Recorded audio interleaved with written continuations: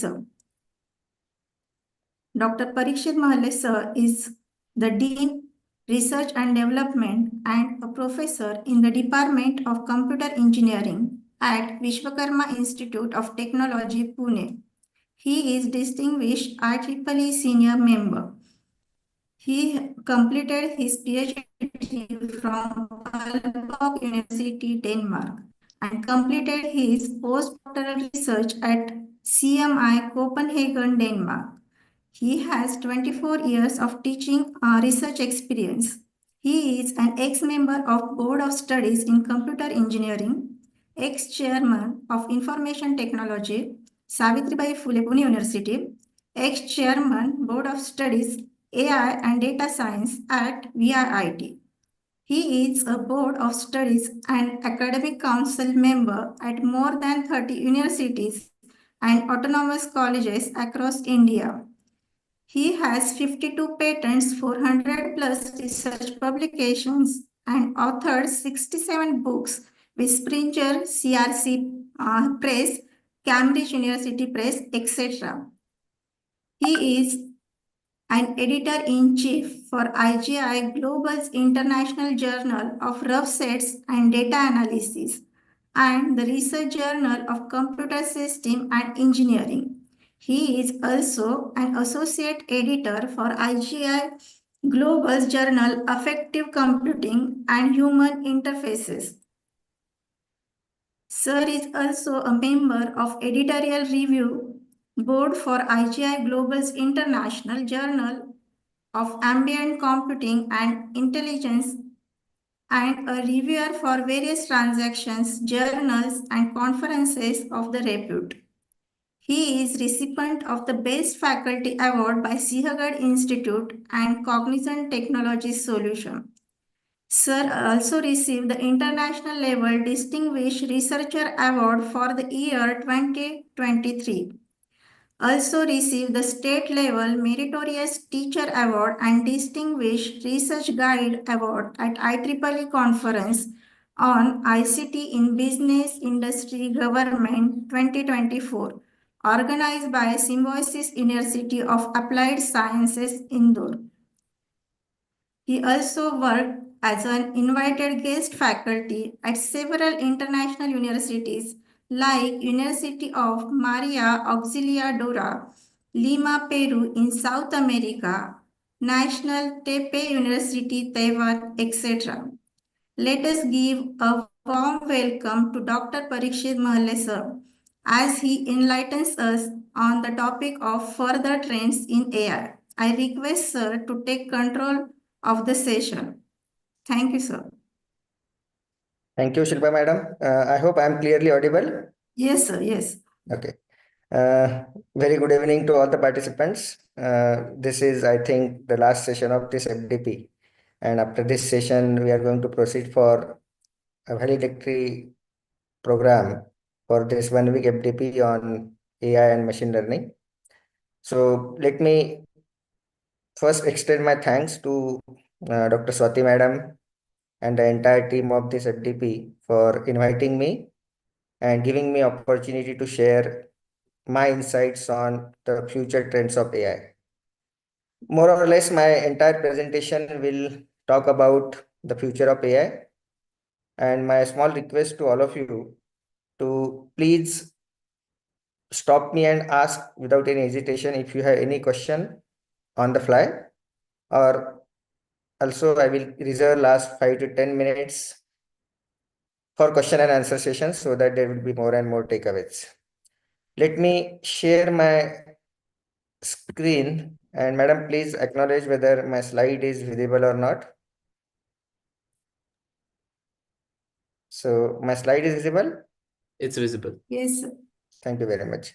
So if you look into the title of my presentation, it is Future Trends in AI. So I will take you through few of the very important transformations which are happening in and around.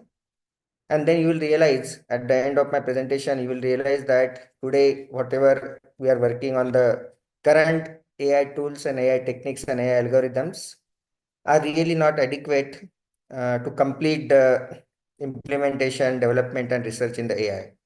So let me take you through a very, crisp journey of how this was started. Everybody will understand the journey of AI from 1956 to 2025. Everybody should take a note that this word AI, artificial intelligence, is really not new to the world. It was coined long back in 1956. It was coined by John McCarthy.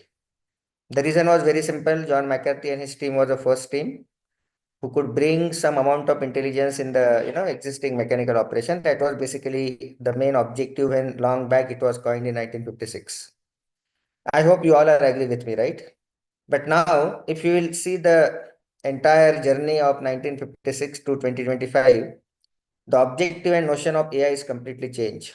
Today, complete objective of AI is only and only data mining, and the second objective is to replace human being by machine in at maximum possible places where there are two extreme types of situations, and these two extreme types of situation is the the problem which human is solving is very easy, repetitive in nature, so we don't want to do it by human and we want to replace human by machine. This is one extreme situation. And the second extreme situation is the problem is very, very complicated. The most complex problems which human cannot solve, where the human expertise does not exist, then my objective is to replace human by machine, right? So I will just take you through few of the slides to set the common understanding between you and me, and then we will slightly go ahead. So everybody should take a note that when you talk about this AI, the basic objective is data mining, and then the next question comes into the mind that how this data is growing exponentially. Believe me, if you go 10 years down the line, IT companies and IT leaders in the world were more busy in the extraction, transformation, and loading part of the data. We call it as database management, right? But today, DBMS is almost mature. And what is the main challenge faced by all these IT industries and IT leaders in the world today is how to make sense out of this big data. Is it fine? So this is a main challenge because the unit of big data is drastically changing. I hope you all will agree that in the before 20 years down the line, the data in MB was big. Then in early 2000 to 2010, data in GB was big. Then data in terabyte was big, petabyte was big, and now you can see by 2025 even the data in zettabyte is also not big. Are you getting? So this is something which is very, very important to take a note, and ultimately my objective is to put machine there because of only very, very simple reason: human being is exhausted, machine cannot exhaust. There is no upper limit on the number of hours machine can work, but if the human is there, there are a lot of limitations, and that's the reason I started with two extreme situations. The problem is very, very easy, and the problem is very complicated, where human cannot reach or human expertise does not exist. So if you look into the key characteristics, I know this is the last day of FDP, and I'm assuming that you all know the basics of and the AI till machine learning till deep learning. But when you look into the main functionalities of AI, it is basically used for forecasting, estimation, prediction, decision, learning, memorization, and recommendation. So these are the only few main operations which any AI, machine learning, or deep learning application is doing. And these are the some points like it learn, it reasons, it solve the problem, it recommends, and there are many applications like this. But now if you look into the next point, what is important is the main capability of AI is it is able to handle large data very easily. So my question to the participant is, please feel free to unmute yourself and answer my question, that what is that capability, it is being adding to AI or machine learning or deep learning algorithms so that it is able to deal with this growing big data. Anybody can answer my question? What is that functionality? What is the main fundamental for any machine learning or deep learning algorithm which is adding that capability to deal with the big data? Anybody? Yes, Neural network. it is neural network. So very good. So there are three capabilities. I'm very happy who has answered this question, Dr. Borkar. Right. Very good. What is next? There are three capabilities which is making this entire AI and machine learning and deep learning capable to deal with the big data. And very correct answer is first is neural network. What is next? I want everybody to understand these three founding principles of soft computing before we go ahead. And there are three founding principles of soft computing, and these principles are fuzzy theory or fuzzy sets. Second is neural network, and third is evolutionary computing. So please, everybody who is attending this session on this digital platform, please take a note of these three founding principles of every AI, machine learning, and deep learning application. The reason is, the fuzzy theory, every AI, nothing is crisp. That's why we are predicting, estimating, forecasting. Are you getting? So the fuzzification and fuzzy theory is one of the founding principle of AI that helps you to deal with this large growing data. Second is, as rightly answered by one of the participant, that is neural network, because ultimately my objective is to replace human being by machine, and we want machine to mimic like a human brain, which is basically an implementation of neural network. And third is, if you will see, you take any example of machine learning or deep learning or AI application, you will find that ultimately my objective is to minimize something or maximize something, and we call it as optimization problem. And optimization problems are easily addressed by this evolutionary computing, and the founding principle is genetic algorithms. Is it clear? So please try to understand this 3 plus statistics is something which is adding capability to this AI to deal with this large and exponentially growing data. And then when you talk about these types of AI, there are two types of AI. I don't know how many of you heard about it. We call it as narrow AI. What is narrow AI? It is basically an AI designed to perform specific tasks. Okay. For example, chatbot, recommendation systems, and so on. So this is one category of AI, right? We call it as narrow AI. So please try to understand what is the meaning of narrow AI. It cannot think or learn beyond what has been programmed. Is it fine? So it is basically designed to perform specific tasks, which was basically the past. Now, please try to understand there is no need of this, it will do based on what has been programmed. So like chatbot recommendation system is an example. And now another AI is strong AI. How many of you heard about strong AI? Yes. So strong AI, please feel free to unmute and answer. Don't worry. We all are here to learn, and there should be more and more takeaways from this, kind of faculty development program, although it is online or offline, doesn't matter. So please read what is strong AI, and this is a future now which is coming up. So strong AI can understand, learn, and apply intelligence like a human. Try to understand. Weak AI cannot do that, because weak AI will only learn and work based on what has been programmed. So you can see it can handle variety of tasks, and it can also adapt to the new situation. So you can see here the strong AI is still a concept. It is not completely mature. Example I'm giving here, the robot that can have conversation, understand context, and solve problems like human word, right? Now, if I will ask you a very simple question, please listen to my question very carefully, as everybody is now already entered into basics of machine learning, advances in machine learning, basics of deep learning, and advances of deep learning. Can you tell me what is the limitation of machine learning? What machine cannot do? Anybody? Answer is there on this slide. What machine cannot do? Come on. What is the limitation that, we are writing a program, we are training the model, and then accordingly my model is predicting or whatever all the operations we have already discussed. But what is one of the limitation of machine learning? Anybody? Thinking. Yes? Thinking. Very good. Absolutely. So, Machine. already this is coming up now, machine thinking. And I'm very happy to share with you that recently we have already published this book by Springer Nature. This is one of the first book on machine thinking in the world. And this book is doing very good. And you can see the title of this book. You can read what we have thought process we have put on in the inside, entire book. We have put the entire mathematical modeling and programming perspective, which will help you to make machines think, and this is a future now. As already I told you that, my entire presentation will talk about future of AI. So there will be something which is coming up. There will be something which is coming up in the coming decades, and then, we have to start. So, the entire existing machine learning and deep learning techniques are almost mature. Is it fine?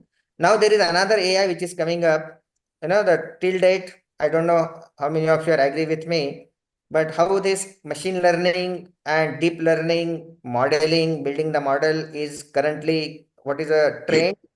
We are taking data, we are building the model, and the more focus is on building the model, and finally we are more interested in that confusion matrix. Are you agree? Yes or no?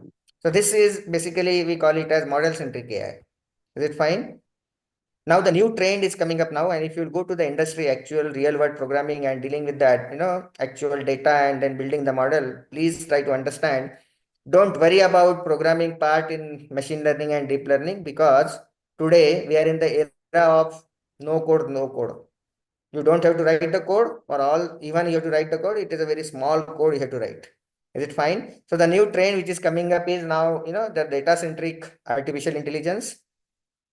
This is a new transformation and paradigm shift in artificial intelligence, and already, we have put up the thought process on it. So anyway, so what is important is, now I will take you. So please read whenever you will get time. Please read what is data centric AI and how it is different from the traditional model centric AI. Today, building the model is really not a big deal, because there are many tools, many platforms, and many libraries where all these machine learning algorithms are already implemented, and just you have to pull the library and, import the library and get the work done. Are you agree with me? Yes or no? Right? Okay, so please see that how this paradigm shift is there from model centric AI to data centric AI.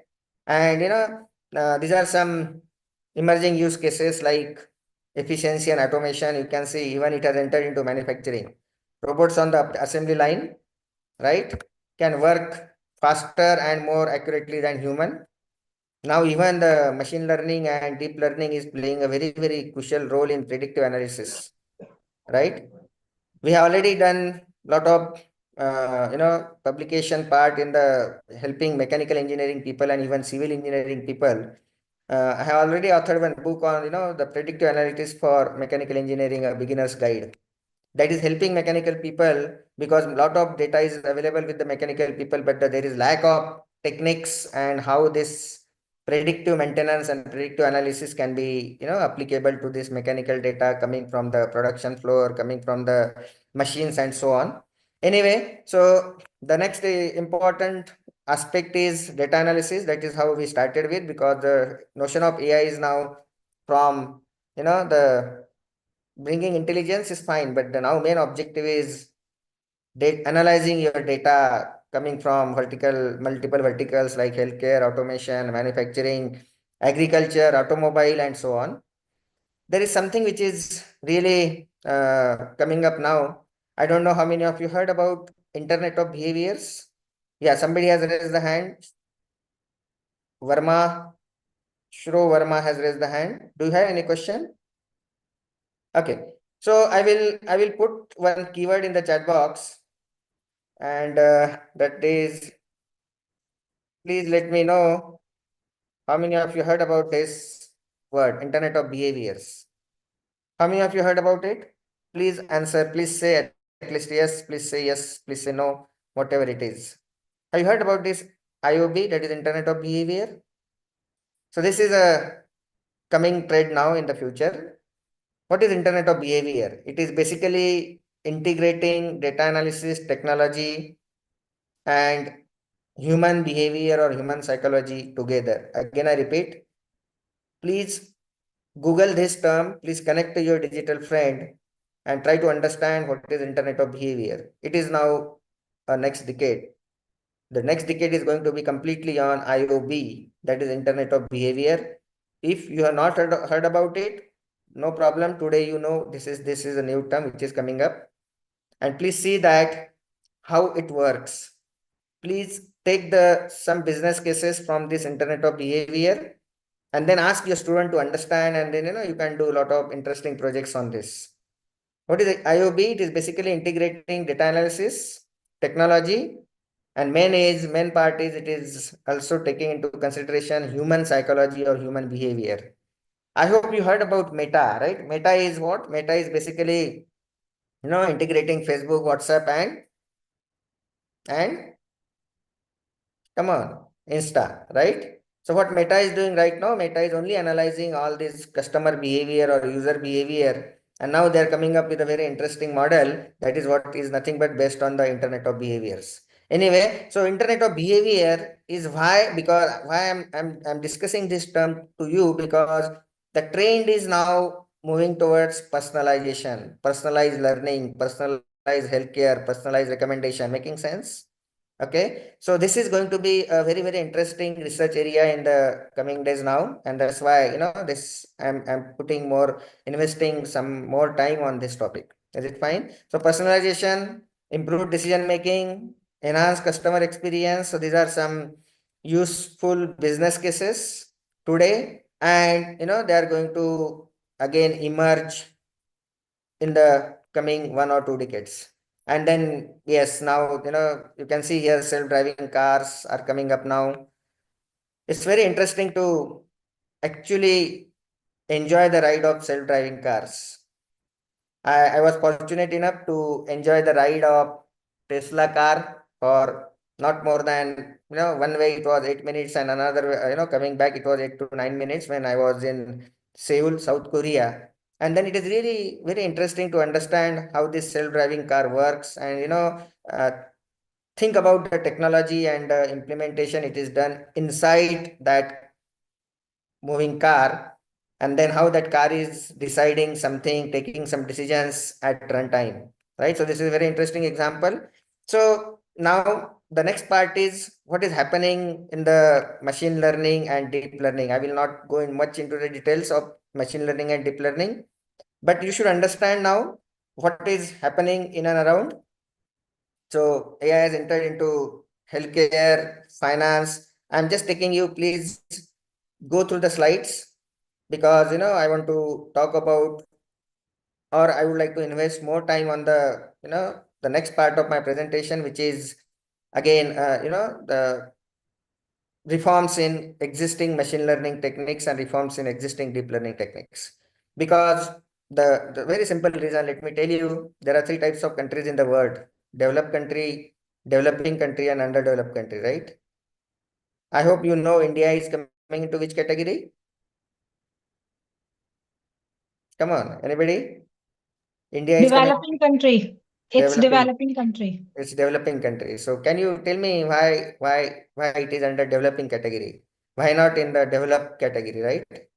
So the reason is very simple. All developed countries works on the future, and still we are working on the present.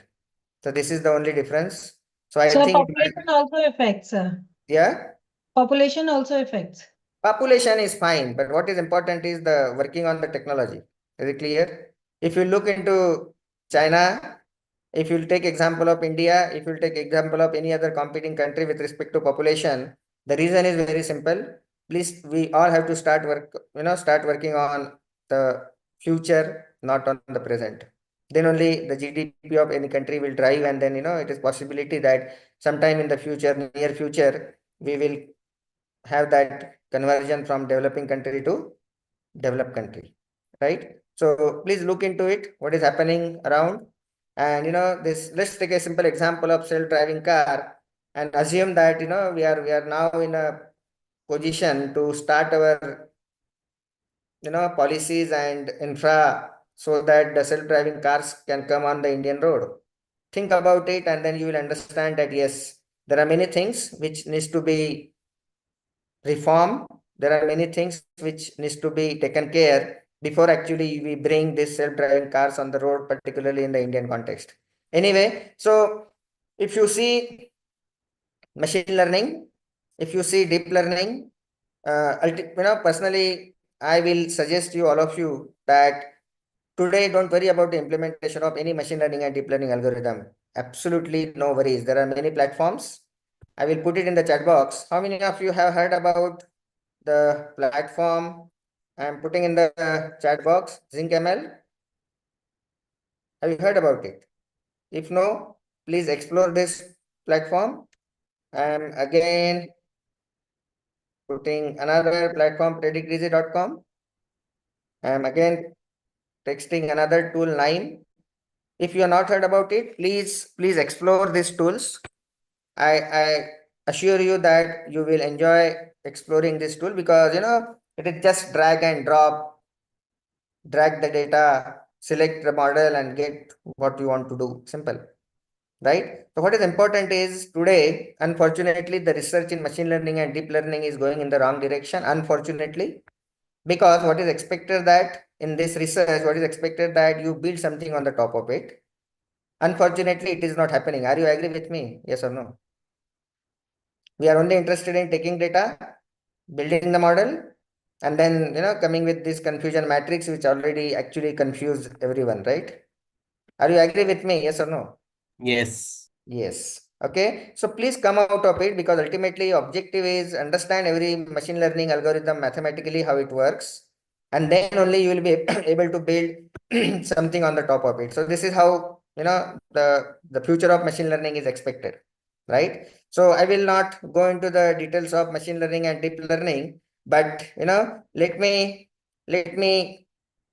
show you a simple. Okay, I hope what I'm presenting is visible to you. Yes. Yes, sir. Yes, sir. Very good. So what this program is, you can see here, I will just take you through a very simple, because I would like to create a motivation to you to understand my next topics because we have to stop at 6:15 or 6:20. So please try to understand what I'm doing here. I'm generating a random data of, 300 samples. I'm what I'm doing here, I'm scatter plotting this data, right? And it shows me that this is basically, can you tell me what assignment I am presenting to you? I'm presenting unsupervised machine learning clustering part, right? Are you agree with me? Yes. Yes. Why it is unsupervised machine learning? Because data is not labeled. And then I would like to form the clusters, and these clusters are formed, and you can see only this is a 4 line of code, which is basically, giving me the final output. This is my final output. Are you getting? Yes. So can you tell me what is a problem with this? This is giving me something, which is what I am expecting. Try to understand. This is absolutely correct program, which is giving me a clustering of my unlabeled data, which actually I expected. Are you getting? Everybody, please answer yes or no. Yes.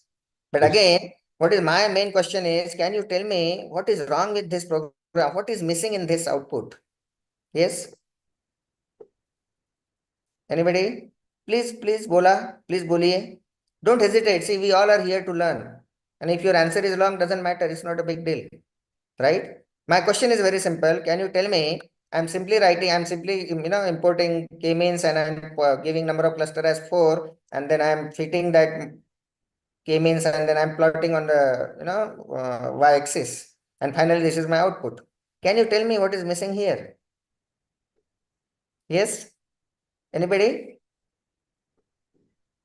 Please don't worry. Please try to understand what is missing in this program.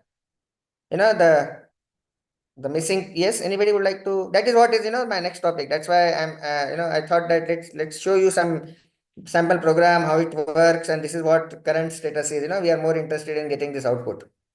Data processing. Data processing. Okay, so can you see here, this is basically today, this is the machine learning is treated as a black box. We don't know what is happening inside. Are you agree? Yes or no? Right. Second is, yeah, Euclidean distance is there. Second is, this output is not explaining me why this is the output. There is no any explanation. There is no any interpretation of the output. Are you getting? And that's the reason there is no explanation making sense. Yes or no? Right? There is no explanation why this is output. There is no interpretation and explainability of this output, and as a reason, I am not able to trust on that. And that is what is a need of today. What is need of today? We are expecting that my output should come with some explanation and justification. Are you getting? Okay. And that is how this AI or machine learning is transforming. And now there is a need of new paradigm shift. And that paradigm shift is nothing but your explainable AI. How many of you heard about explainable AI? Yes. Okay, no problem. So I hope you are convinced that there is something missing in this output. Are you agree? This is very, very important because the explanation is missing, and try to understand when there is no explanation, there is no interpretability, the trust will be more or trust will be less. Yes, the trust will be less. Yes or no? Because I don't know what is happening inside. How do I trust this output? You take any example, whether it is classification or clustering, just for making you understand. I've taken this example of clustering. Try to understand. Is it fine? So let's go to the next part. So the new approaches which is coming up is explainable AI approach. So now my request to all the participants, that is what is title of my presentation is Future Trends in AI. And I told you already that I'm going to talk about more on the what is going to happen in the future. And please, my request to all the participants is to please shift your focus from existing traditional AI black box to AI as a white box. And to make AI as a white box, we have very good libraries of machine learning coming in the form of explainable AI. And please explore it. We will see on the next slide. So now everybody is there behind ChatGPT and generative AI. We'll see what is generative AI. Maybe I will also touch upon the generative AI and how it works. And believe me, in next 2 or 3 years, you will not have any access to the generative AI because it is going to be saturated. Do you agree? So it is recommended, it is suggested not to actually use all these features of generative AI if they are not really required. So my suggestion is wherever you can go by your own vehicle, and where it is not possible to go, then go for this ChatGPT or generative AI and so on. So language learning is coming up. Large language models are doing wonders in the market. Fine, they are doing wonders in the market because they are doing your job easy. Nowadays, what is happening in the particularly content part of it, because it has capability of replicating and content generation at faster rate. But fine, it has some limitation, and that limitation will be encountered very soon. And right now, me and my group are working on this part where what is the saturation level of this generative AI. Anyway, so I talk about IOB already. So please explore what is Internet of Behavior, how it works, so that you will understand what are the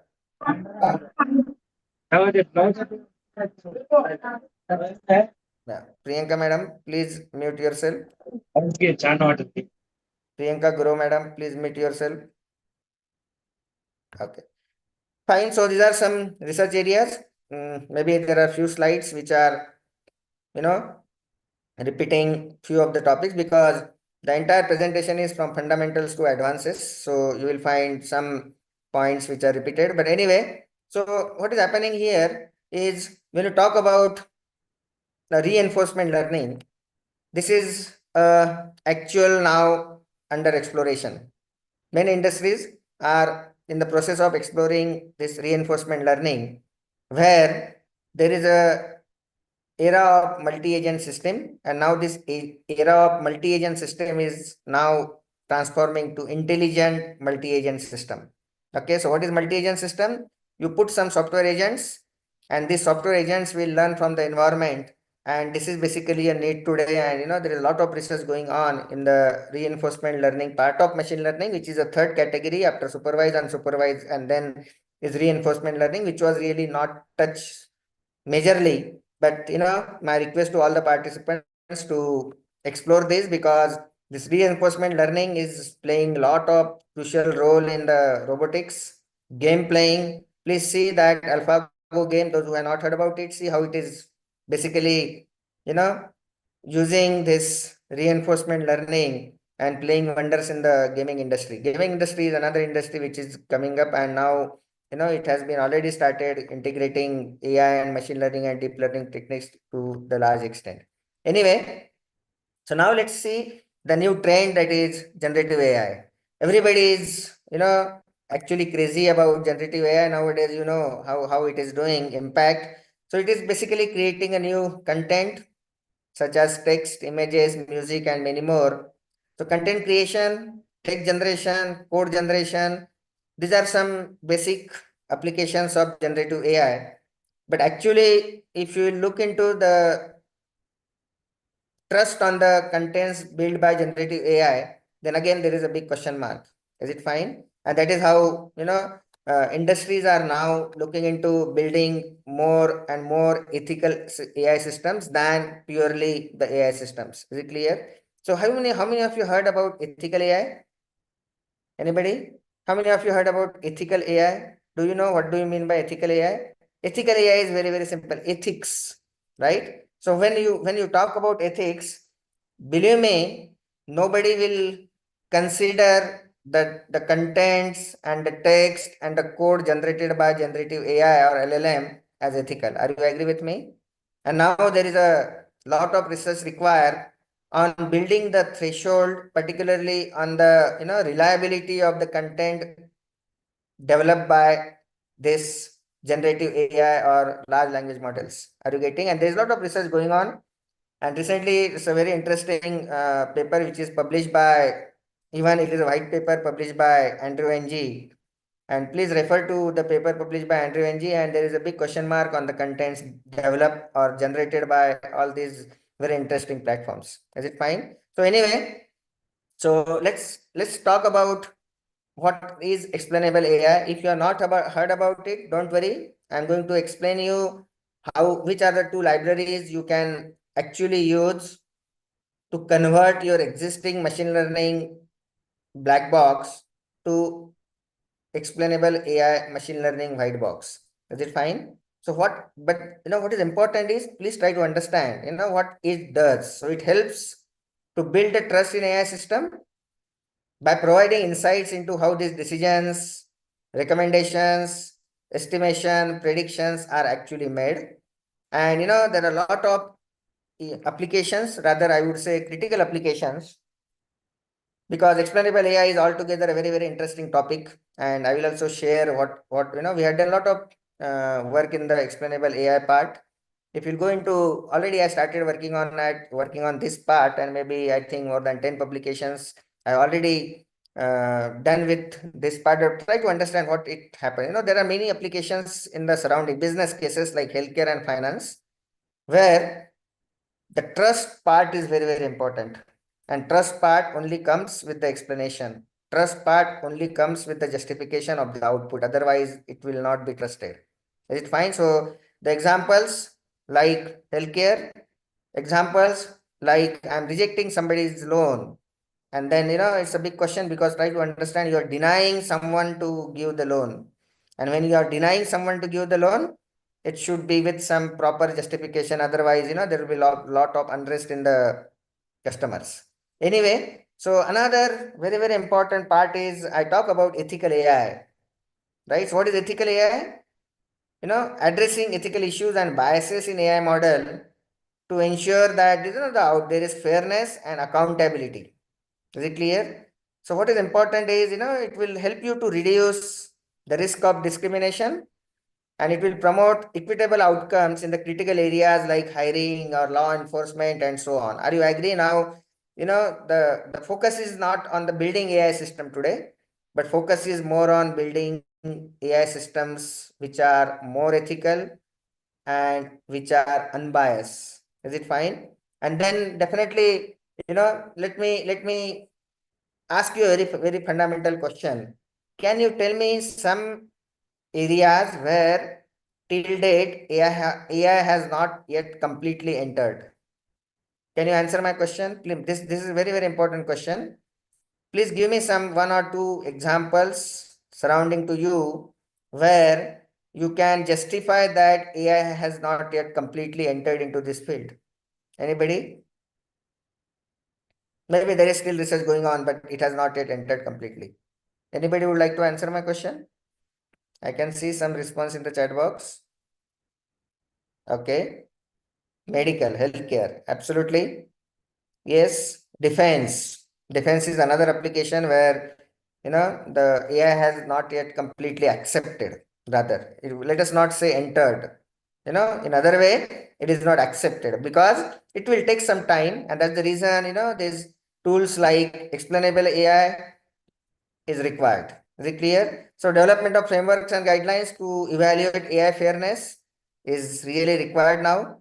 And you need to come up with the tools which are empowered to detect and mitigate bias in the data sets so that these biases can be removed and the more fair AI or machine learning model can be built. There is another very interesting area coming up, that sustainable development goals. How many of you have heard about SDG? If you will get time, please explore SDG. There are 17 sustainable development goals with 169 clauses. And these 17 sustainable development goals are coined by United Nations in 2015. And now this is a target to every country to meet with all these 17 goals. And this is a national mission actually for every country today. Okay. So there is lot. So there are 17 goals: no hunger, no poverty, energy, and many, so even the smart cities and quality educations and so on. So try to understand what is today is, it is recommended today that whenever you write any publication, please see that your publication is being mapped to one of the 17 SDGs. Okay. So when how will you check whether that publication your publication is mapped to one of the SDGs? So I will text you one very interesting platform where you can check your paper and you can see that it is being mapped to which of one of the 17 sustainable development goals. Okay. And that is SDG.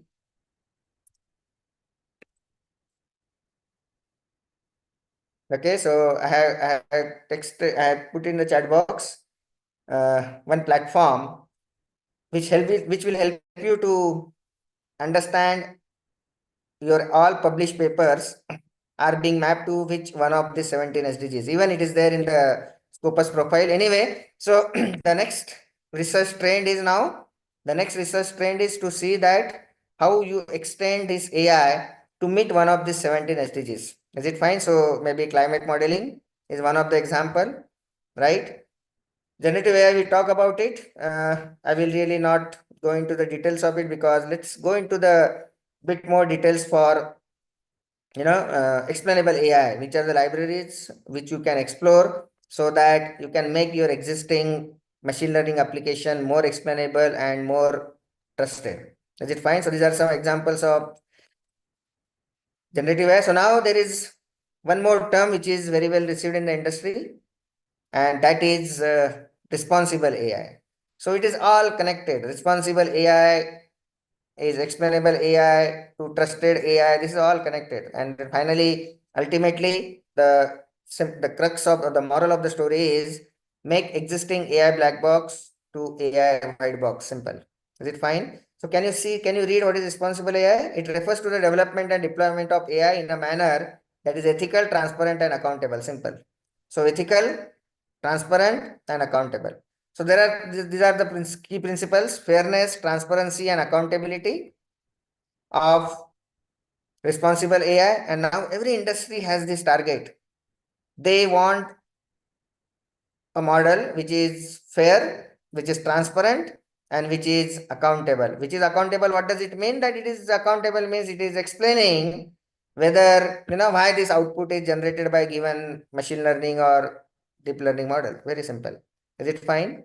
Now, when you talk about the implementation part, then definitely, the implementation part has to be very well taken care, right from collecting data acquisition to, putting model on the cloud, so that at every end-to-end workflow of machine learning and AI, these principles are being addressed, and these principles are fairness, transparency, and accountability. Is it fine? So we talked about explainable AI. So already we talked about black box model, and let me take you through the main part. Is there are two libraries. Can you see here on my slide? There are two libraries. Those who are interested to explore, please take a note of these two libraries, that is SHAP and Line. Okay, these are two libraries which are actually helping you to convert output of existing machine learning model without explanation to the same output of same classification or clustering with explanation, without explanation to with explanation. Is it clear? So what is LIME? It is local interpretable model agnostic explanation. And there is one more library. How many of you heard about these two libraries for explainable AI? If you have not heard about it, please, I will explain some, with example on the next slide. And the next is Shapley additive explanation. We call it as SHAP. So these are the two libraries which are available in the existing Python libraries, and you can import these two libraries and you can compare the output of black box machine learning to white box machine learning. Is it clear? Okay. So and you can also go for, there are many people who are coming up with this hybrid approaches where they are implementing it without these two libraries. Now they are integrating these two libraries and then comparing the performance. There will not be any change in the performance. Try to understand. There will be only change, and additional parameter which will be there with explainable AI is it is giving you some explanation in the form of which are the prominent feature which are responsible for generating that particular output, why the prediction has been done like this, why the estimated score is like this, and so on. Is it clear? So let us try to, so you can see here when to use AI versus XAI. So use AI in application where speed and accuracy are more critical than interpretability. Making sense? Like real-time image processing. Are you getting all of you? Please try to understand when to use traditional AI as a black box. When speed or accuracy are more critical than interpretability. Now when to use XAI? In an applications which are, which require accountability, trust, especially where the decision affects individuals or group. I give you an example. I'm rejecting the credit card application of any customer. I'm rejecting the loan application of any customer. You can see credit score or medical diagnosis or somewhere where, there is a need of accountability and trust. Then, it is recommended today to go for explainable AI. And believe me, now in the industry, the trend is to convert all these existing AI black box to AI white box, or, they also call it as glass box. Is it fine? So this is a new term which is coming up, AI as a glass box. So you can see what line does, it generates locally interpretable models to explain individual prediction. Locally interpretable models to explain individual predictions. Is it clear? Like explaining why model is classified, why the my model is classifying that particular email as a spam email.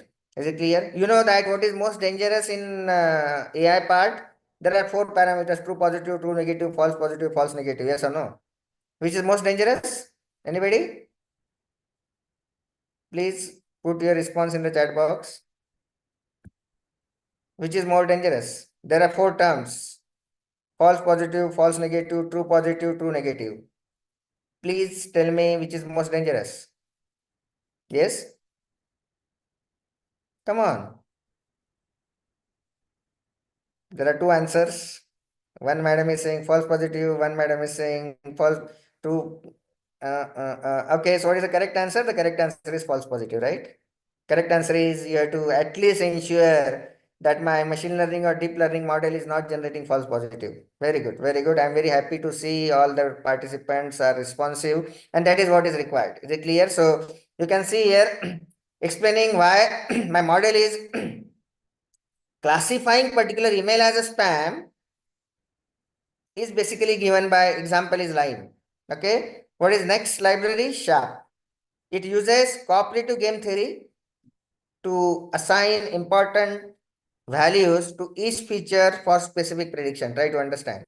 Is it clear? I told you already that reinforcement learning. So this SHARP is actually the base for this SHARP explainable AI or explainable machine learning library is your reinforcement learning. It is basically cooperative game theory to assign important values to each feature for specific prediction. And then the example is, can you see here, understanding which factor influence a loan approval decision because it was rejected. Getting me? So when my model is rejecting somebody's loan application or my model is rejecting somebody's credit card application, then when you are using SHARP as an explainable machine learning library, then it is actually explaining user to understand which factors were more prominent to take that decision of rejecting the loan application or rejecting credit card application. Is it clear? All of you? Right? So this is something which is happening now. And my request to all of you is, please explore these libraries. It's not a big deal. Please explore these libraries. You will get the code on GitHub, don't worry. But you have to understand how it works. I would have shown you I think I would have, okay, it's there, fine. So, this is one image. What I'm presenting is visible to you all. Me program dakhvata sakena this is it visible to all?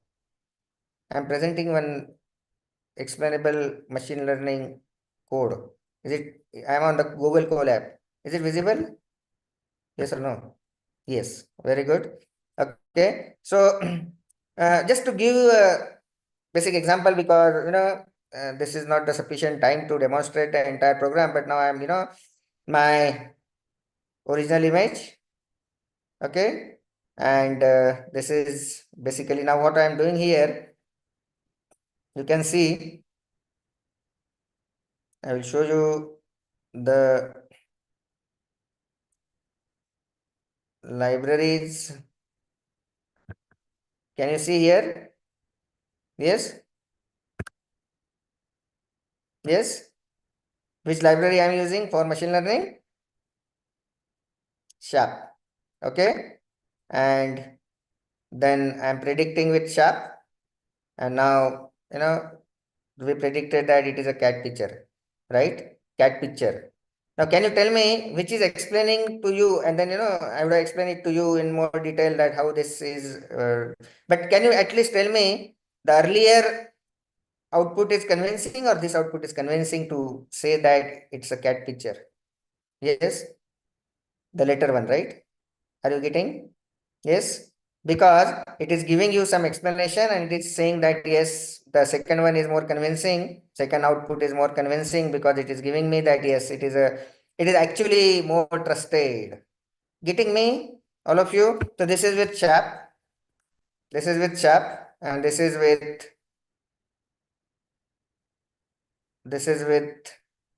Lime. Okay. Can you see this is with Lime? Explainer. Yes. I hope you all are able to see what I'm presenting to you, right? Okay. So which library I'm using here? Yes. It's a one line of code. Don't worry.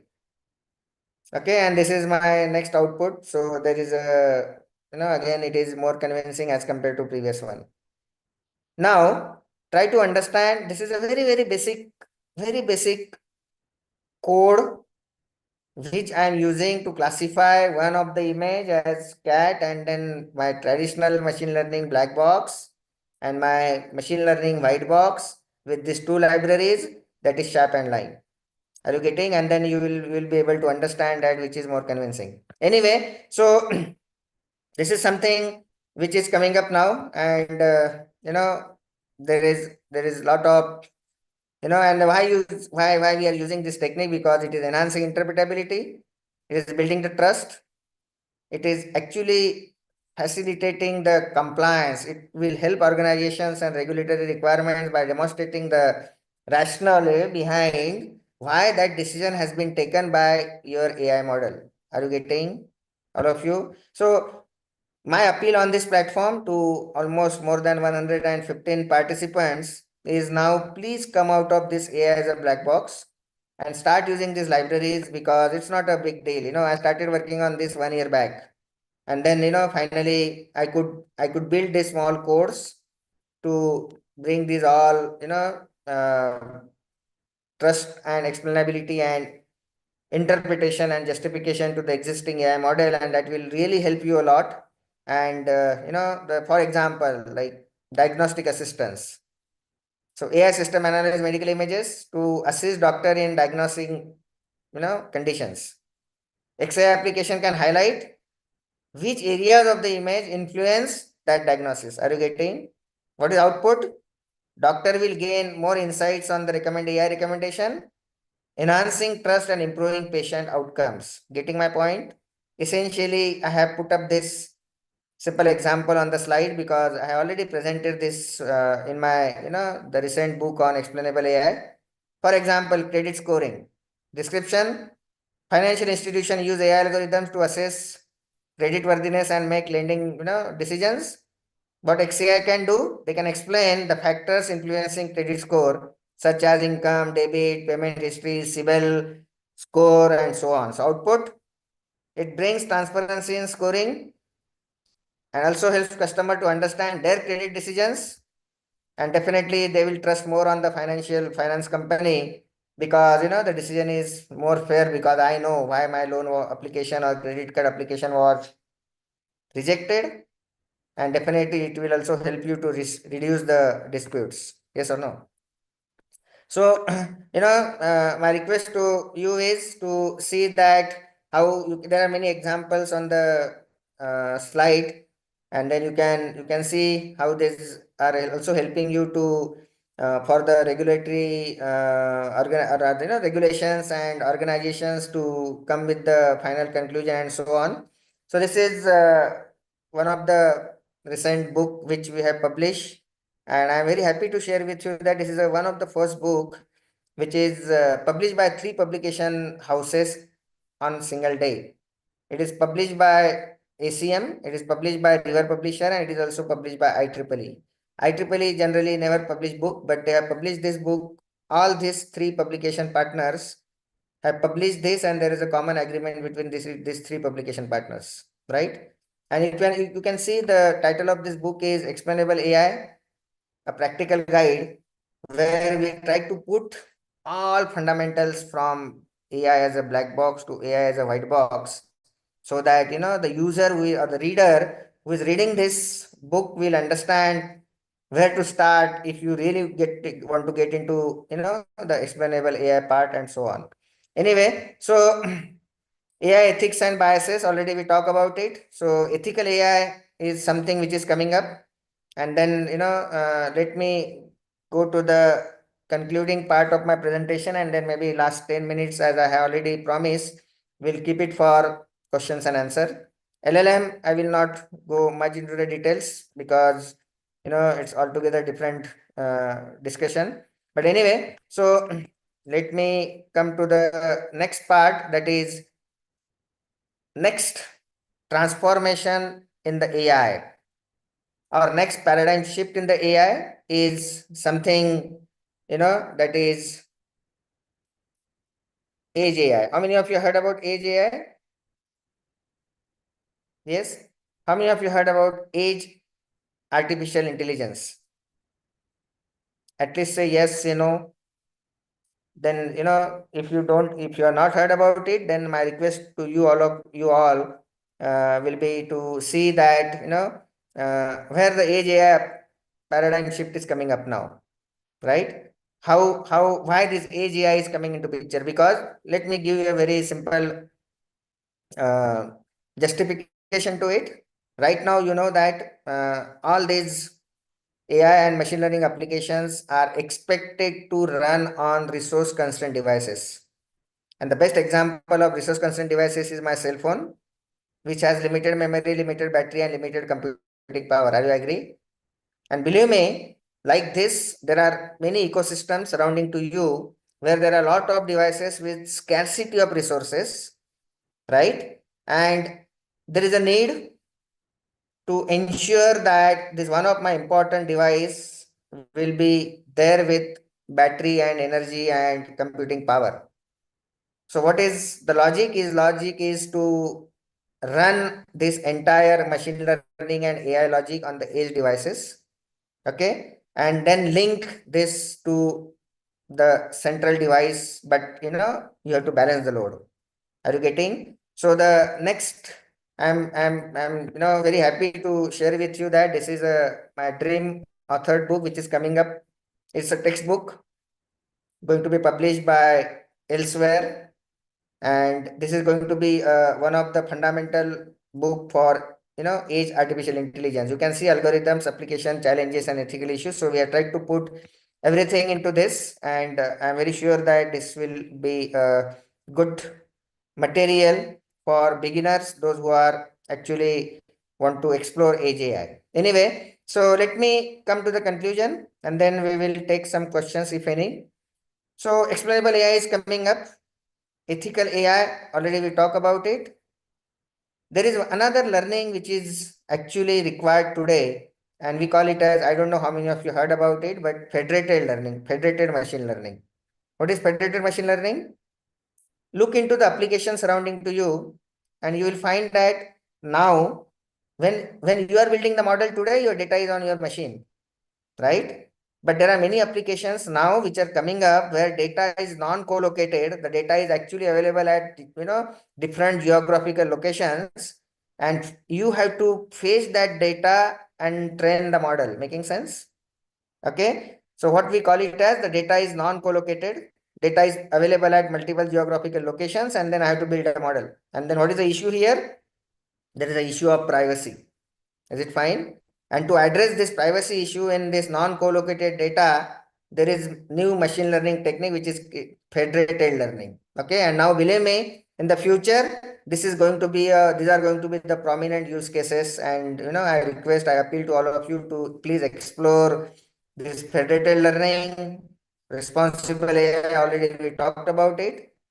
Narrow AI, we have discussed. Generative AI, everybody is already, or rather it's a buzzword today. And I started with a very, very important point, that what machine learning cannot do. And I was really happy when one of the participants and other few participants has rightly answered that, machines cannot think now. But now you have to see that you have to start programming so that machines will not think like a human brain, because human brain has lot of natural intelligence. We call it as naisargik buddhimatta, but still we are running behind artificial intelligence. We call it as kutrim buddhimatta, right?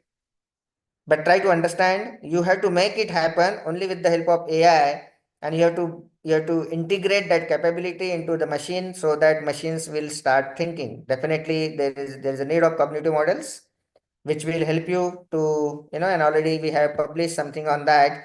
But yes, there is a long way to go because this is still in the very infant stage. Is it fine? Anyway, so with this, I would like to conclude my discussion. And as I have promised, we have still 5 to 6 minutes for collecting your questions, and I will be happy to answer them.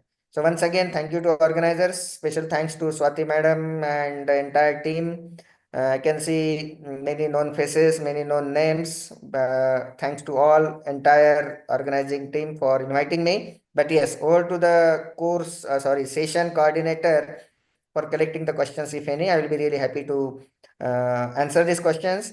Please feel free to connect me. This is my email ID. You can feel free to connect me on LinkedIn. This is my mobile number. I will be really happy to, collaborate in the future. So once again, thank you to all. Over to session coordinator. Yes, sir. Any questions, participant?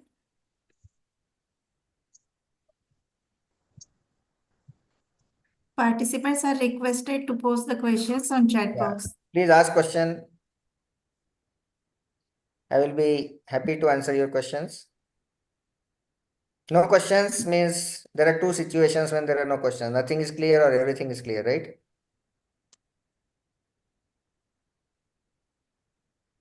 Any question? No question. So what I should assume? Nothing is clear or everything is clear? Please ask the questions. Nice session. And okay, so thank you very much. There is one comment that everything is clear. Fine. Yes, you can experiment. Very good question, Varsha Patil. You can experiment FL with XAI. Absolutely.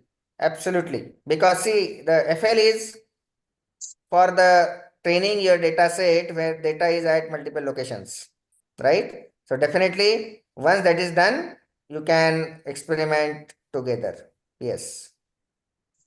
Very good. Is there any question? Can you predict direct percentage using deep learning instead of only classification or estimation? Yes, you can predict direct percentage using deep learning, but if you want explanation, you can also integrate SHAP and line with deep learning models, right? And we have already tried that. It is amazing, and that gives you the real insight on the outputs of existing machine learning and deep learning models, right? Okay, any other question? Yes.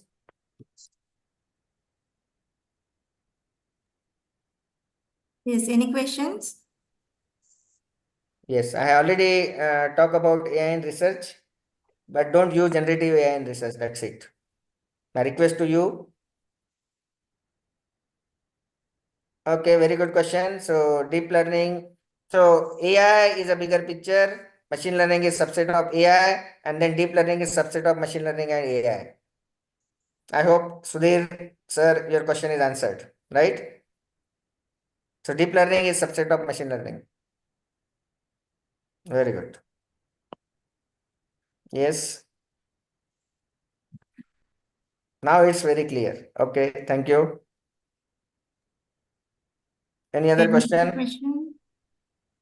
Okay. So once again, thank you all and stay connected. Thank you. Thank you, sir. Thank you, sir. Mahalle, sir.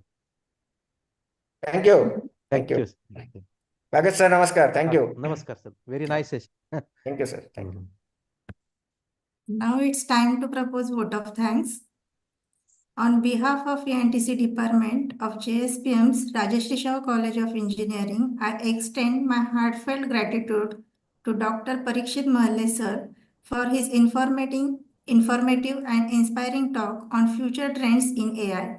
Your talk has been a source of great learning and inspiration, giving us insights to understand importance of AI, new technologies like machine thinking, internet behavior, zinc ML, 9, etc. The influence of AI on various sectors, key AI research areas, and future directions in AI research field. We are truly grateful for the time and effort you dedicated to being with us today. Once again, thank you, sir, for sharing your valuable insights. It has been an honor to learn from you. Thank you, sir. Thank you all. Thank you. All participants are requested to stay in the same meeting for valedictory ceremony. It will start in few minutes.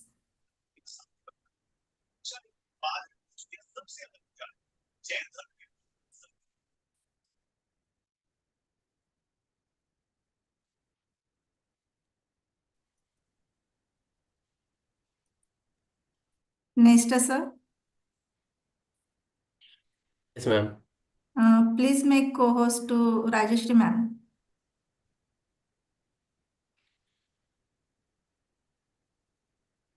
Hello, Nestor sir. Done, ma'am. Sir, make co-host to me as well as Bhosle sir, Bardey sir, Devasthali sir. Bardey sir Our no, department faculty also. till date. म्हणजे You. Bardey sir Okay. not joiner na? But this sir is also not there. Bhosle sir. Sir, I have joined. Sir Sir joined. has joined. हाँ, Bhosle sir हाँ. also joined.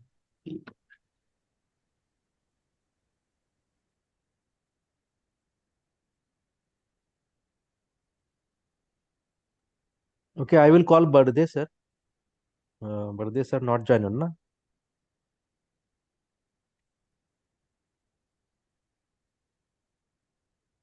मैं हूँ. मला background set करून दे ना. हे व्हॉट्सअपला आहे. हं. हे बघ.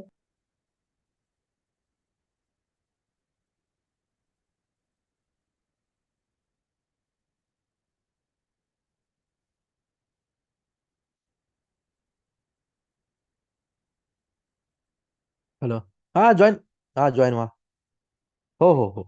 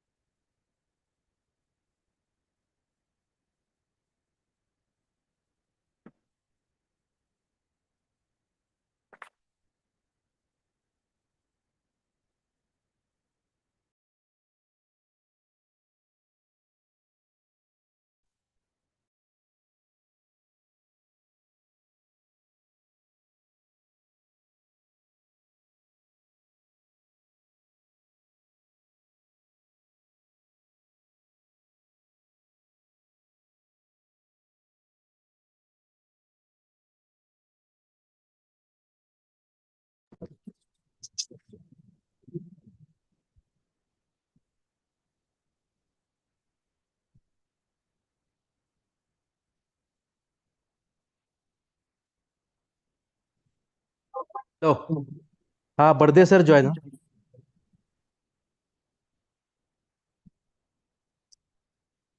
Okay. बिसीकर madam.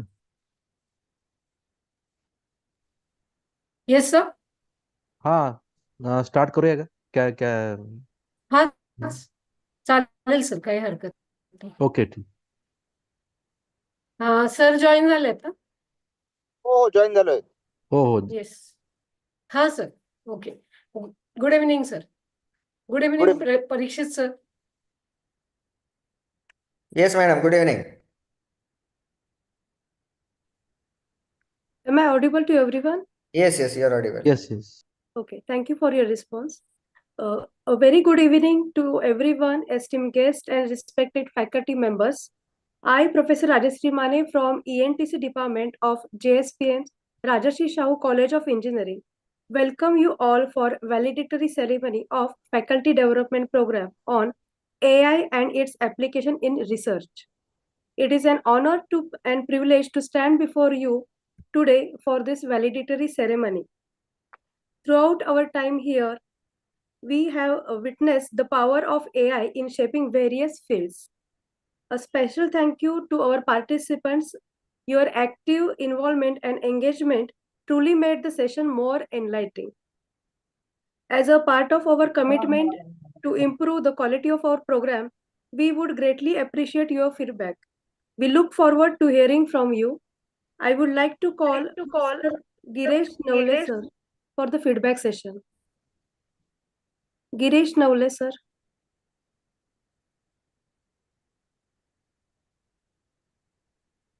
You can unmute yourself and please say few words. Okay, sir, maybe not joined. Then Miss Ashwini Gauri. Hello, ma'am. Am I audible? Yes, ma'am. Very clear. Please go ahead. Okay, ma'am. Good evening, everyone. I am Dr. Ashwini Gauri, Associate Professor of Computer Engineering Department from SB Patil College of Engineering, Indapur. Firstly, I would like to thank all the organizer team, ENTC Department, JSPM, rscoe College, and ATAL also FDP, which is organized by your team, is extremely enlightening. As we know, in this digital era, online courses are widely used by different educational institutions to make this teaching learning process. As a teacher, we are also looking for such an online courses to update ourselves with the technological advancement. I would like to thank ATAL for and your college also, who has given us this platform. I gained unique experience. I met great people through this FDP. As actually in this 6 days ATAL online FDP, I come to know about various AI tools in the market which are used for writing review papers, AI empowered applications like a biometric, medical engineering, use of Power BI. And right now also Parikshit sir has explained here about the future of AI. I express my genuine gratitude to the convener and their whole team. Every one of you truly gave excellent substance, as well as the coordination and communication. It is also very good. Looking forward for more such kind of new and innovative experiences from you all. Once again, thank you very much for giving me opportunity to attend this FDP. Thank you very much, ma'am. Thanks to all your organizing team. Thank you, ma'am. Thank you so much for your feedback. Next is Dr. Pooja Prasad Belagali. Ma'am, are you here? Yes, I'm here. Am I Please. audible? Yes, ma'am, clear. Yeah. Good evening, everyone. Myself, Dr. Pooja Prasad Beragli from Dr. J.J. Magdum College of Engineering, JSPM. ATAL has provided a platform to attend the STDPs. As madam previously, the madam who gave feedback, she told that it was a platform provided to learn innovative and new technologies. So I thank ATAL and even Rajeshri Shahu College of Engineering for arranging this workshop, and the title selected is also innovative, and it is related to the recent technologies. AI is still being a emerging trend, and in coming years it may still be more, as suggested by Mahalle sir. A workshop or a STTP is been rated by the organization, by the speakers, by the contents. So I give 100 out of 100 marks for this workshop. All the speakers from the first day, Dr. Anand Nair sir, Dr. Bhushan Garware sir, Dr. Yogesh Murumkar, Dr. Nilanjan De, Dr. Pratap Sanap sir, Dr. Bisikar madam, even my guide, Dr. Shaila Apte madam, who was there in the afternoon session, Dr. B.D. Zadhav sir, and Dr. Swati Bisikar madam. And Dr. Now today's afternoon session, Dr. Mahalle sir. All the speakers and researchers were very excellent, and we got very much good information from them.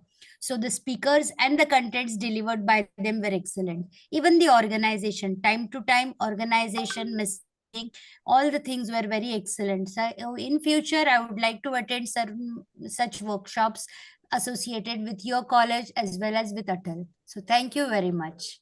Thank you, everyone. Thank you, Pooja madam, for your feedback. Next, Dr. Prashant Saravde sir. Dr. Prashant Saravde sir, are you here? Yes, ma'am. Yes, ma'am. I'm here. Okay. Thanks to team rscoe first.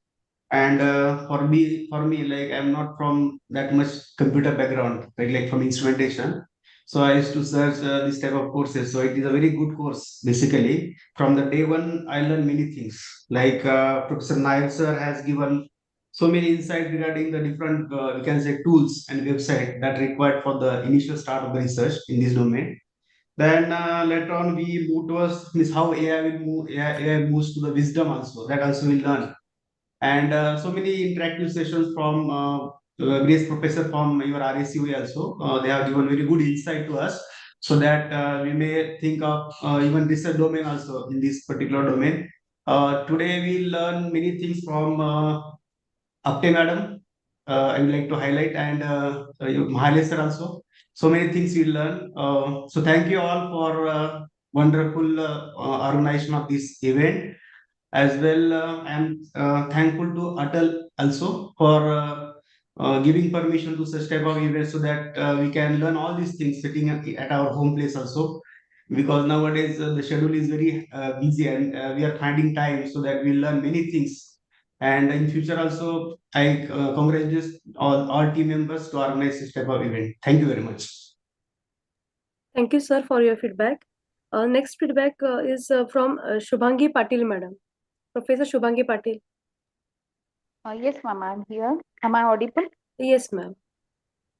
Okay. First of all, I would like to give thanks to all the organizing team who has organized such a wonderful session, FDP. And I would like to say thanks to ATAL who has given me the opportunity to attend informative session. So the resource persons were extremely knowledgeable and addressed queries with clarity. The session were well structured and covered a wide range of AI topics from basic concepts to the advanced application in research. The inclusion of practical case studies demonstrated how AI is transforming research across various domains. Case studies and real-life examples made the session engaging and relevant. The speaker exhibited exceptional expertise in AI and were able to address both fundamental and advanced queries effectively. Dr. Anand Nayyar effectively demonstrated how AI tools can be integrated into academic research. Dr. Nilanjan Dey and Bhushan sir conveyed the topics like data preprocessing, machine learning, generative AI, and AI-driven data analysis were highly relevant and useful for the researchers. The question answer sessions were interactive and provided participants with clarity on complex topics by all the speakers. Similarly, in today's session, Dr. Parikshit Mahalle sir has given a path how to overcome the challenge in a traditional AI black box to the white box. How we have to take a move from black box challenging to the white box. And Dr. Swati Bisika ma'am has killed the fear in a research paper writing. Really, it is very helpful for all the research students. Similarly, Dr. B.D. Jadhav sir has explained the practical approaches regarding to the artificial intelligence. So all the expertise were very knowledgeable and they delivered the informative information. So the FTP encouraged participants to explore innovative research ideas using AI tools and techniques. So on behalf of all the participants, once again, I would like to say thanks to for such a nice FDP organizing, and in future also, I would like to attend such a nice, wonderful FDPs and workshops organized by the JSPM. Once again, thank you. Over to you, ma'am. Thank you, ma'am, for your feedback. Next is Swati Deshmukh. Swati Deshmukh, ma'am, are you here? Yes, ma'am. Ma'am, please go ahead for the feedback. Good evening, all. Myself, Swati Deshmukh, madam, from Siddhant College of Engineering. I would like to thank JSPM's Rajashri Shahu College of Engineering for introducing such a excellent, talented resource person. Dear honorable resource person, I would like to take this opportunity to express my heartfelt gratitude and appreciation to each of you for sharing your valuable expertise and knowledge with us during the faculty development program. Firstly, I would like to thank Dr. Anand Nayyar sir for enlightening us on conducting effective literature review with AI. Your insights were truly eye-opening, sir. The tools and the tricks they provided, they were really amazing, and which will be useful for smart research. Then next, I extend my gratitude to Dr. Bhushan Garware, sir, for his informative session on advanced drag. Your expertise has certainly enhanced our understanding of the subject, sir. Then I would like to thank Mr. Yogesh Murumkar for his comprehensive presentation on end-to-end machine learning design. Sir, your practical approach was highly beneficial.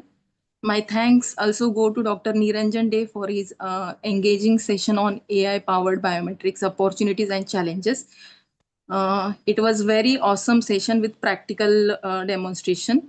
Then additionally, I appreciate my special thanks to Dr. Visikar madam really on research paper writing. You explained the entire research process in a flow from formulating a research problem, reviewing literature, drafting a review paper, to developing a mathematical model, then obtaining research result and validating them.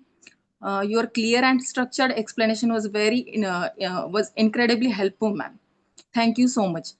I'm also grateful to Dr. Pratap Sanap sir for his insightful session on cloud computing and technology interface with different AI tools. The discussion was very nice.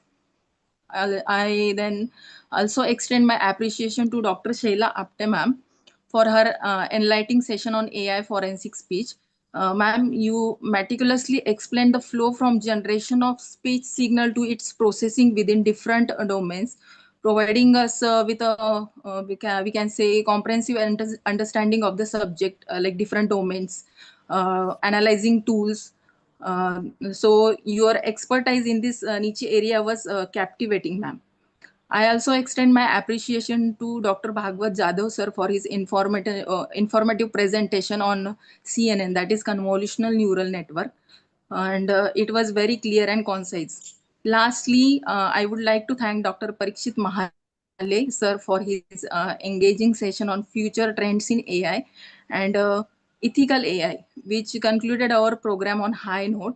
Your introduction to new term like Internet of Behavior, meta, and reforms in existing machine learning techniques was particularly insightful and thought-provoking. Your emphasis on importance of ethical considerations in AI development was timely and thought-provoking. This FDP has been incredibly enriching and its scope in research is immense. The knowledge and insights gained from this program will be extremely useful for the research scholars like me also, and will undoubtedly contribute to the advancement of research in our respective fields. Once again, I thank each of you for your contributions, then dedication to sharing your knowledge with us. I would also like to extend my sincere appreciation to organizing team of JSPM College for their tireless efforts in making the faculty development program a resounding success. So once again, I would like to attend such a program, and I am happy to be a part of this FDP. Thank you all. Thank you. Thank you, madam, for your feedback. If anyone wants to give the feedback, please raise your hand so that we can unmute you. If anyone wants to give the feedback, please raise your hand.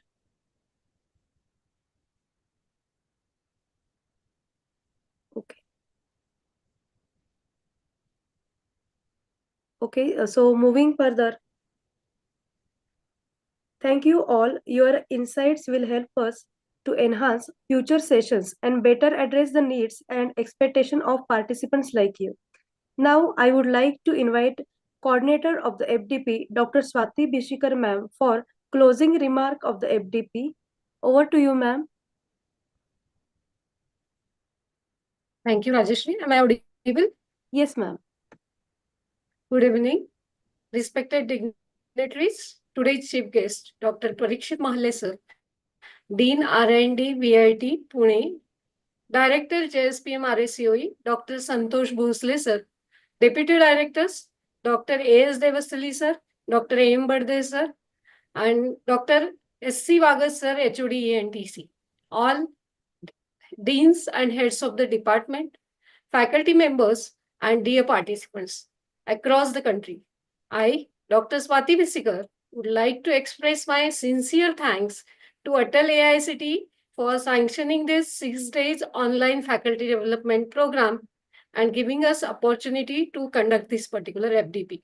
I would like to thank Dr. S.C. Vagas, HOD ENTC, for his encouragement and guidance in making this FDP a reality. As we are moving towards the end of this faculty development program on AI and its application in research, I would like to express my sincere gratitude to all the participants, speakers, and organizing team. The insights shared throughout this program have not only broadened our understanding of the transformative power of AI, but also highlighted its immense potential to enhance research methodologies and outcomes across disciplines. Over the course of these 6 days, we have delved into new tools, methods, and innovative applications. To give a brief overview, on day 1, Dr. Anand Nair, professor and scientist, Day Tan University, Vietnam, inaugurated this FDP and given an insightful session on conducting effective literature reviews using AI tools and enhancing research productivity. On day 2 of FDP, Mr. Bhushan Garware, cloud migration consultant AI at Google, engaged sessions on advanced RAG, retrieval augmented generation, and LLM fine-tuning, which deepened our understanding of generative AI. Day 3, Mr. Yogesh Murumkar, corporate trainer from Bharat Software Solutions, delivered practical insights into data analysis using Power BI and the intricacies of end-to-end ML design. Day 4 started with Dr. Nilanjan Day's session, who is Associate Professor at Techno International Newtown, Kolkata. He enlightened us on AI-empowered medical imaging, biometrics, and their opportunities and challenges. On day 5, I, Dr. Swati Bisikar, Associate Professor, JSPM rscoe Pune, conducted a session on research paper writing, which provided skills to enhance academic writing quality. Followed by the session on Next Frontier of AI, delivered by Pratap Sanap, Head Research and Innovation, NIEL Soft Private Limited, Pune. And today, Dr. Shaila Apte, founder, CEO of Anubhav Softwares, Pune, conducted a session on AI for speech forensics. The next session at 3 p.m. was conducted by Dr. Bidi Zadav, Professor, Professor JSPM rscoe, Pune. He has guided us through the topic of CNN and its vast application in AI. Concluding session of FDP by Dr. Parikshit Mahalle, sir, Dean Research and Development, VIT Pune. He highlighted on the future trends in AI and its research applications. Parikshit sir, I am very happy to share here that we have total 257 participants who have attended this FDP, and these faculties are from diverse states in country. As we come to the close of this enriching faculty development program on AI and its application in research, I would like to take a moment to congratulate each and every one of you for your commitment and active participation throughout this journey. AI is reshaping the way we approach problems, analyze data, and generate new knowledge. As educators and researchers, it is crucial for us to stay ahead of this technology advancement in our academic practices. I encourage all of you to take this knowledge, skills gained here and apply them to foster innovation, collaborations, and growth within your research endeavors. Let us continue to explore the possibilities that AI offers. Remain curious and support each other in advancing our collective research capabilities. Thank you. Over to you, Rajashri ma'am. Thank you, ma'am, for arranging this FDP for us. Now, I would like to invite our HOD, ENTC RSCOE, Dr. S.C. Vaga, sir, to address us. Over to you, sir. May I audible? Yes, sir. Good evening, one and all.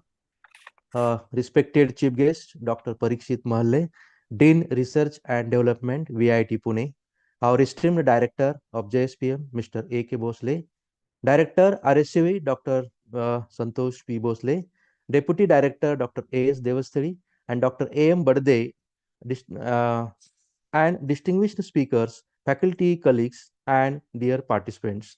It gives me immense pleasure to stand before you today at the valedictory function of the 6-day faculty development program on AI and its application in research. This FDP has been a platform for igniting curiosity, enhancing knowledge, and inspiring innovative thinking. Over the past 6 days, we have explored the transformative potential of artificial intelligence in the realm of research and academia. The first day began on a high note with Dr. Anand Nair, an eminent professor, scientist, and vice chairman of Đại University, Da Nang, Vietnam. His session on top AI tools for enhancing researchers' productivity gave us valuable insights into tools that simplify and accelerate our research process. Today, Dr. Mahalle sir will enlighten us on the future trends in AI, a topic of paramount importance in our rapidly evolving technological landscape. I would like to express my heartfelt gratitude to Dr. Pratap Sanam, whose presence here as a resource person is both inspiring and motivating. His remarkable achievements and contributions in research and innovation, along with his leadership in the Smart India Hackathon, have set an exemplary benchmark for all of us.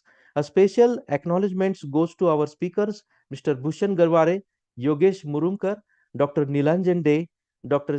Shaila Apte, Dr. S.A. Bishikar, and Dr. B.D. Jadhav, who have shared their expertise, experience, and innovative ideas, making this FDP a truly enriching experience.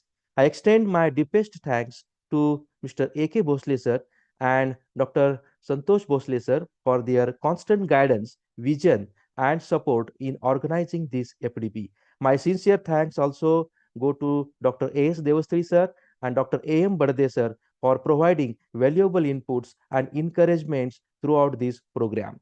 As we conclude this FTP, I hope each participant lives with renewed enthusiasm and wealth of knowledge. Artificial intelligence is no longer just a tool, it is a force that shapes the future of research and innovation. The insights and skills gained over these 6 days will undoubtedly empower all of us to make meaningful contributions to our respective domains.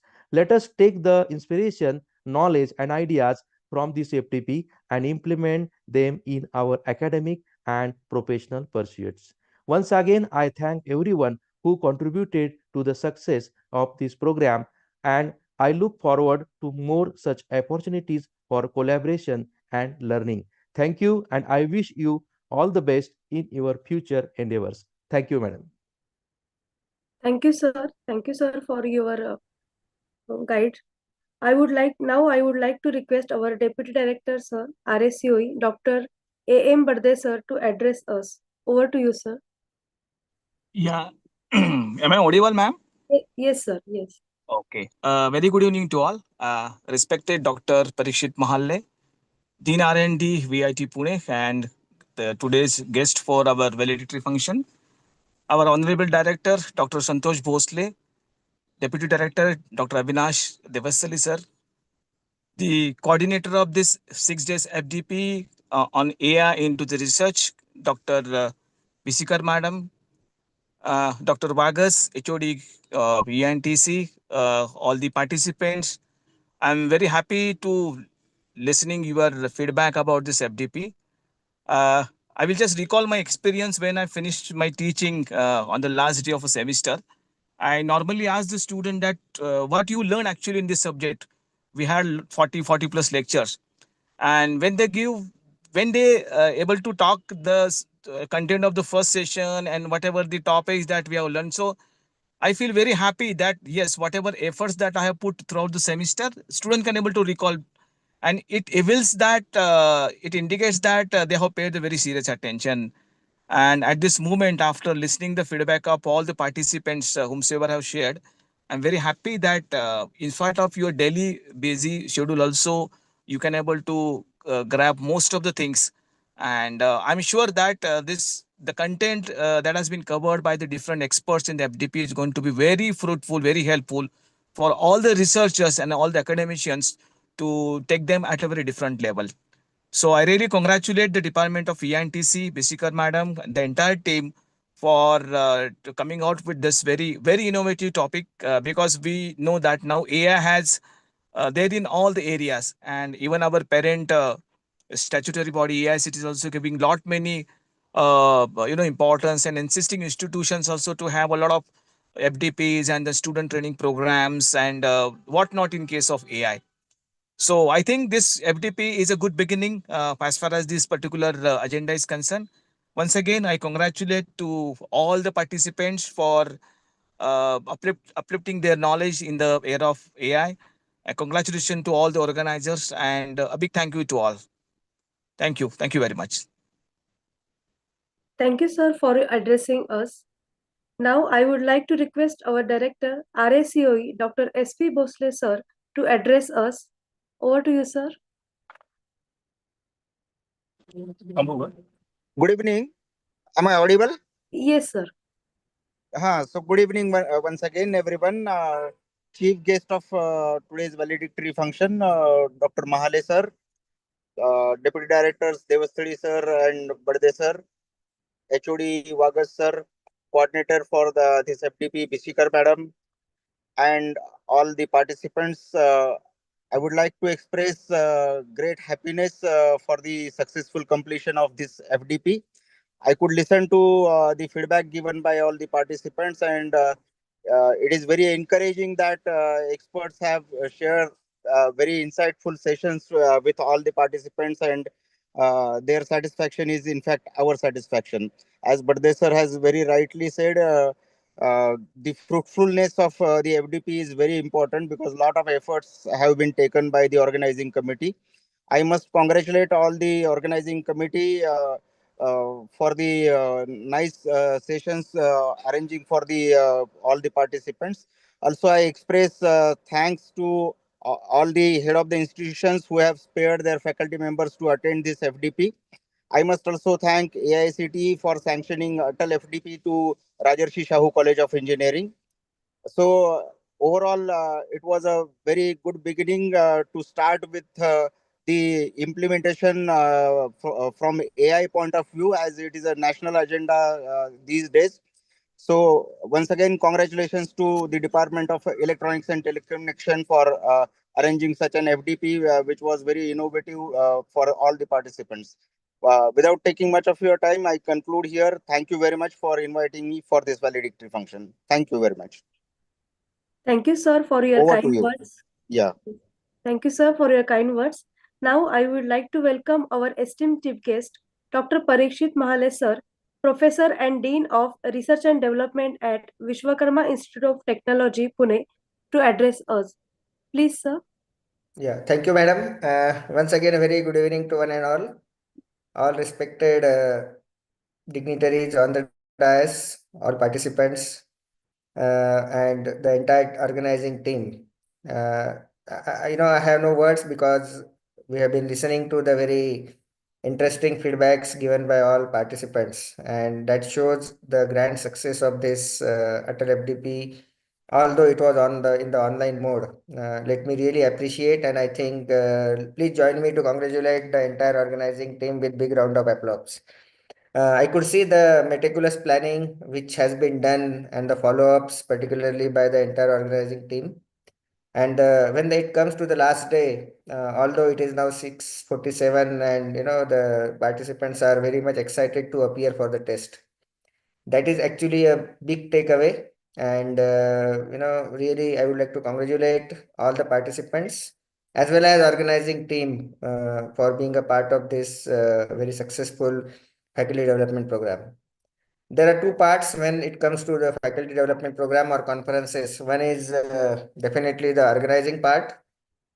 It's more challenging than speaking for the speakers like me, coming for 1 hour to 1.5 hour and sharing something on the dais. But what is important is the entire efforts of the organizing team. Efforts must have started long back when they actually applied for the application process. I hope you all agree with the entire planning for this. On the era of this very limited time, just I would like to give you two important points. The first point is, like, I always suggest, like, people are now more involved in learning the methods and techniques of AI. But my suggestion to you all will be to learn the principles. make your principles very, very clear and fundamental, and you can design new method and new algorithms on the top of it. That is for sure.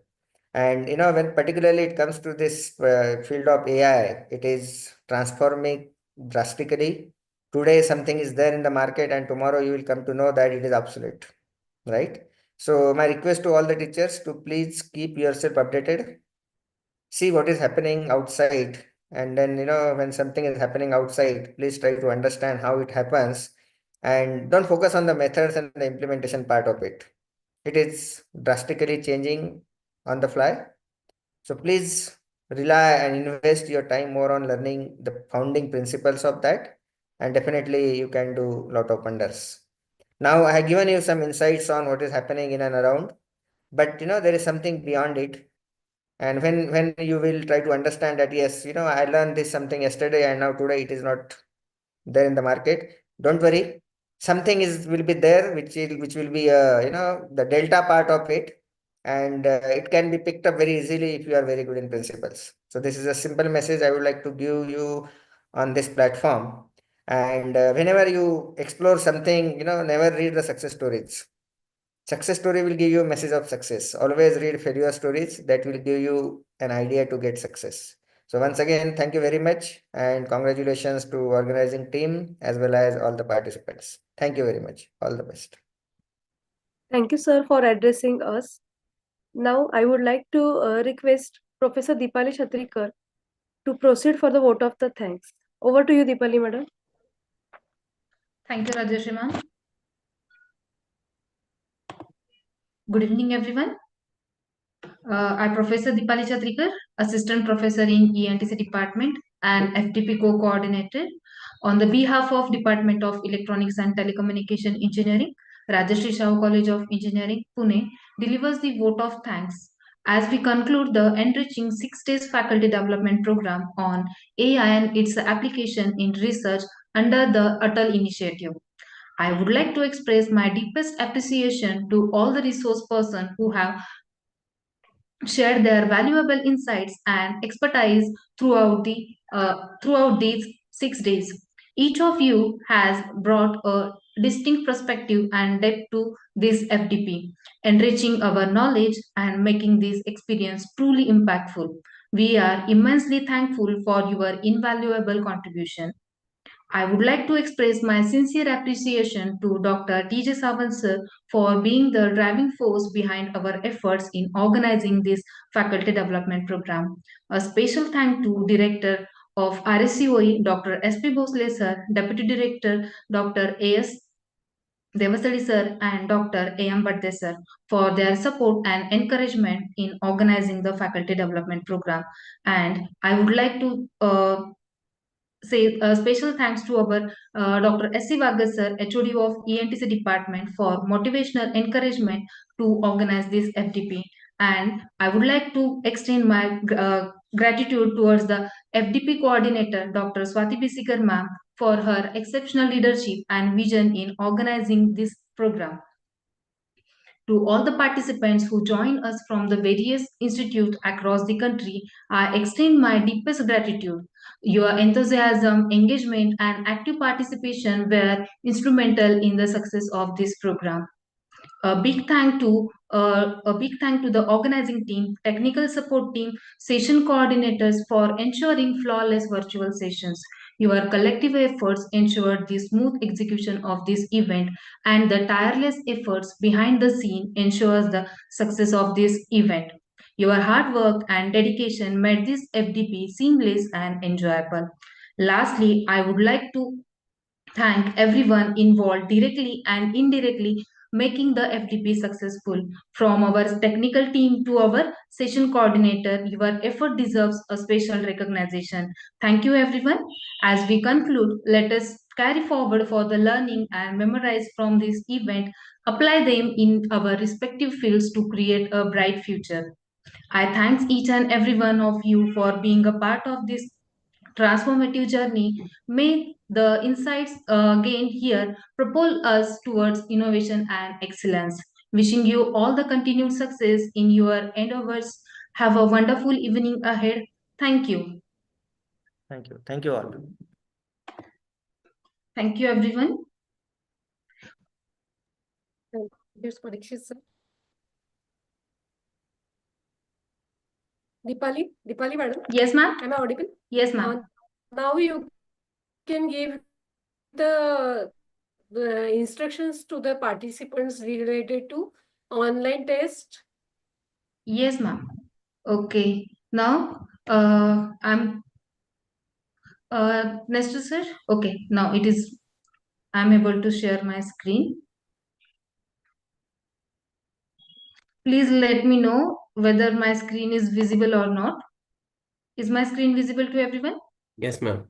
Yes, ma'am. Okay. Everyone have to log into your ATAL portal through your user ID and password. Then go to the assessment test, and from here you will going to attend the test. And then after completing the test, from the feedback you have to fill the feedback, and then from the certificate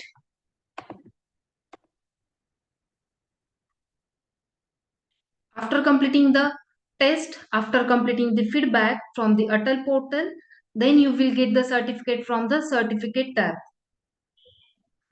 It is mandatory to give the test on ATAL. It is mandatory to give the feedback on the ATAL portal, and then you will get the certificate from the ATAL portal itself. So these are the instructions related to the feedback and test. Is there anyone have any query regarding the test and feedback? Good evening, madam. Yes, sir. Madam, test is showing the time 7:59 p.m. Okay, then test will start at 8 and the time is 1 hour. So you have to attempt in 1 hour only. Okay, madam. Just now I saw one message in the chat box that test is starting at 7 o'clock. Okay, so we will change the time there, okay? Okay. So what is the exact time of this test, madam? No, 7 sir, or 8 p.m. 8 p.m. 8 p.m. Yes, Okay, sir. thank you, madam. Thank you. Okay, thank you, sir.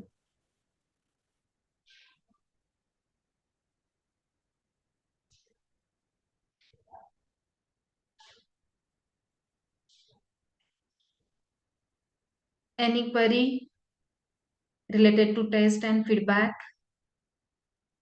Hello. Hello, madam. Ma'am, can you repeat the instructions one more time?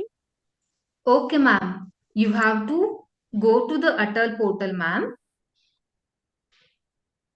Can I share the okay, I will share the steps.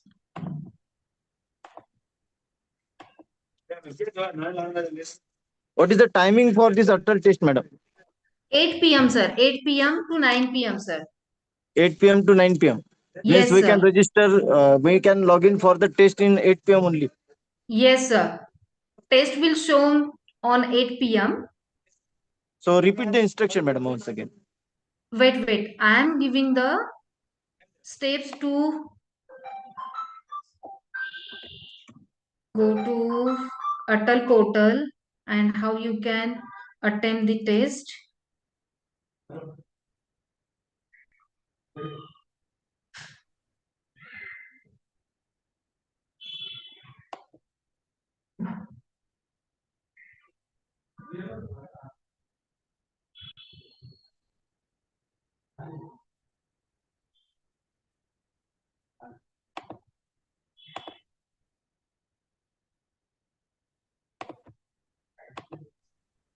Ma'am, same instructions. If you will put on the WhatsApp group, that will be great. Yes. Shared, ma'am. Thank you so much, ma'am. Okay. Along with that, we will share one feedback form and one Google form. And in that Google form, you have to give the test for our purpose, and you have to give the test on ATAL as well. Excuse me. Yes. Ma'am, it shows start button to me. Once I click onto the test link. So shall I start then? Yes, ma'am. Yes, ma'am. Surely. Yeah. Okay, ma'am. Thank you. Okay.